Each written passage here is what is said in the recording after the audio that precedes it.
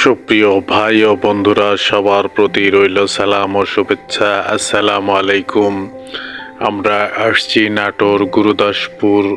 এখানে ইতিহাস ঐতিহ্যের সাক্ষী হয়ে আছে প্রাকৃতিক নৈসর্গ একটি জায়গা, যেখানে আছে পুরাতন বড় বড় আম গাছ।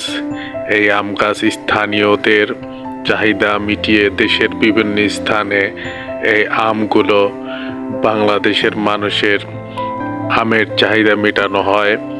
এখানে অনেক পুরাতন পুরাতন আম গাছ আছে। এখন পুরা আমের ফুলের মৌসুম। এখন প্রত্যেকটা গাছে পরিচর্যা করছে। খুব সুন্দর দৃশ্য। কারো যদি দেখতে মন চায়, এখানে আসলেই গুরুদাসপুর থেকে 10 কিলো সামনে এগুলেই পাওয়া যাবে এই সুন্দর একটি আম বাগান।